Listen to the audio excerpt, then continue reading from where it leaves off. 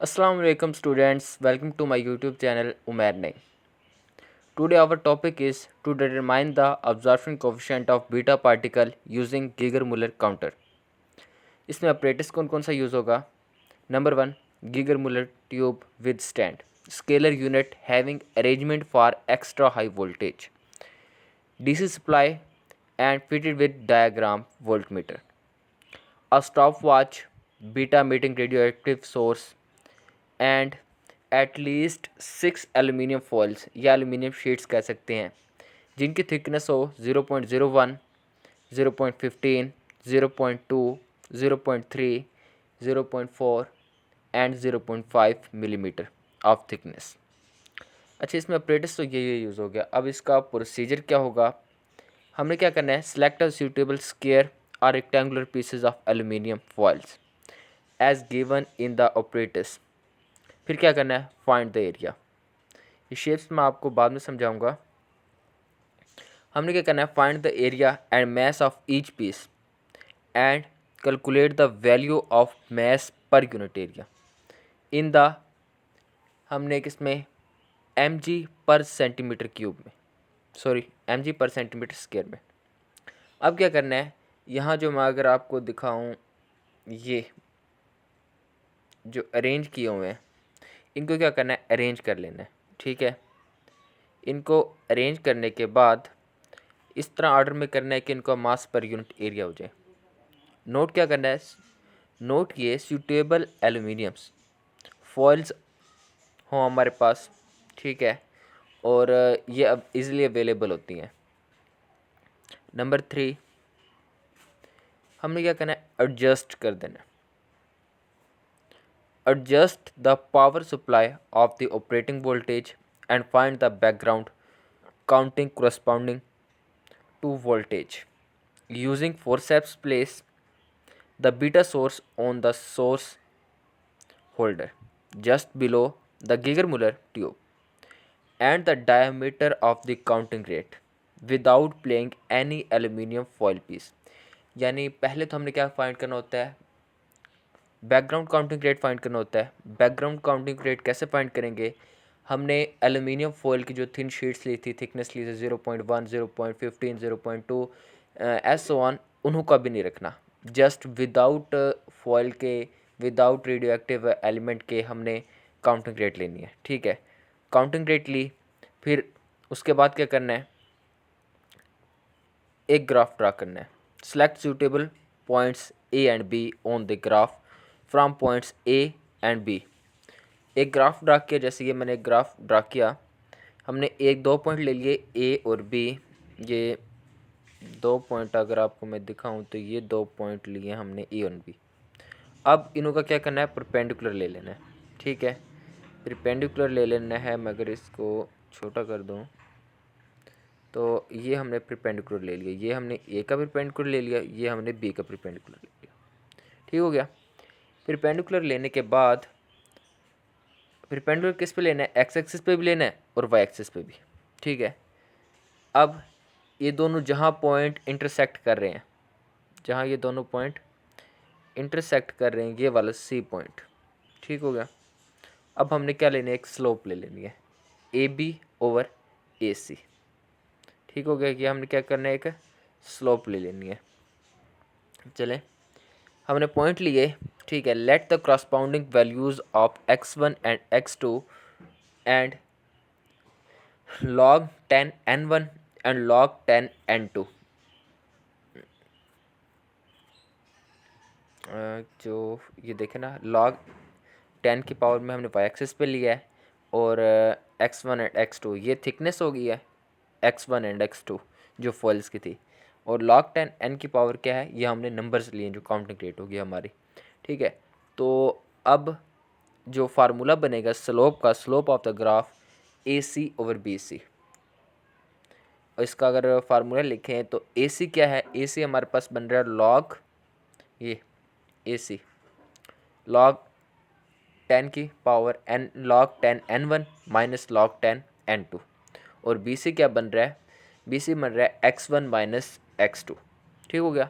Note क्या करना है, जो नोट अहम पॉइंट्स हैं, The slope of the graph is the negative quantity but observation coefficient is positive. जो स्लोप है वो नेगेटिव है लेकिन जो ऑब्जर्वेशन कोफिशिएंट है वो क्या है, पॉजिटिव है। While using 2 or 3 aluminium foils together take total thickness of the foil for calculation. जब हम 2 या 3 एल्यूमिनियम लेंगे तो हमने जो कैलकुलेशन करनी होती है, कैलकुलेशन हम टोटल लेंगे, जैसे x1 + x2 + x3 उन सबको टोटल करना है और फिर उसकी थिकनेस लेनी है, कैलकुलेशन लेनी है। Place the aluminium foil together to take total thickness of the foil in the proper holder और frame having smallest value of mass per unit area. अब इसको तकरीबन अब रिपीट करते जाएं ताकि हमें ऑब्जर्वेशन लेनी है। इसमें यही है, repeat the observation with all pieces of aluminium foil placing them always at some distance या some fixed point and keep the operating voltage is same. देखें ना, डिस्टेंस भी आपको सेम होना चाहिए और जो ऑपरेटिंग वोल्टेज है वो भी सेम होना चाहिए। Note the operating voltage and find the background voltage at the ends. Operating voltage को आप लोगों ने नोट कर लेना है और फिर उसके बाद क्या करना है, बैकग्राउंड वोल्टेज इन दैट। हाँ, इस एक्सपेरिमेंट की एक मेजर बात आप लोगों को बता दूं जो कि मैं आगे भी बताऊंगा आप लोगों को, कि इसमें पहले एक मरतबा बैकग्राउंड स्टार्ट में लेनी है और एक मरतबा ऑपरेटिंग करने के बाद, यानी ये फॉल्स फॉर एग्जांपल हमने 6 लिए हैं, आप 6 से ज़्यादा भी ले सकते हैं, तो उसके बाद भी बैकग्राउंड काउंट रेट हमने फाइंड करनी है। Plot a graph taking x thickness of aluminium foil in mg पर सेंटीमीटर स्क्वायर। तो ग्राफ बनाना, जैसे ये मैंने ग्राफ बना दिया, ठीक हो गया। अब इसकी चलते हैं ऑब्जर्वेशन पे। तो ऑब्जर्वेशन से पहले मैं डायग्राम को बता दूं। ये जो है ये है स्टैंड, ये स्टैंड है, यहाँ एल्यूमिनियम फॉइल रखी जाती है, ठीक हो गया। और ये जो मैं, अगर आप लोगों को नज़र आ रहे हैं तो ये हैं एल्यूमिनियम फॉइल्स, जिसको हमने थिकनेस फॉइल्स ली थी वो। ये जीएम ट्यूब है और ये कनेक्टिंग वायर है और ये क्या है, ये हमारे पास स्केलर यूनिट है, ठीक हो गया। अब चलते हैं ऑब्जर्वेशन की तरफ। ऑब्जर्वेशन में क्या करना है, पहले हमने करना है applied voltage to a GM counter, volts में ले लेना है। ये आता है 450 वोल्ट्स। और फिर बैकग्राउंड काउंटिंग रेट बिगनिंग में जो स्टार्ट में थी वो क्या थी, वो पल्स पर मिनट B1 कह देते हैं। फिर जो counting rate in the end पे थी तो क्या है, उसको भी पल्स पर मिनट पे ले लेना है।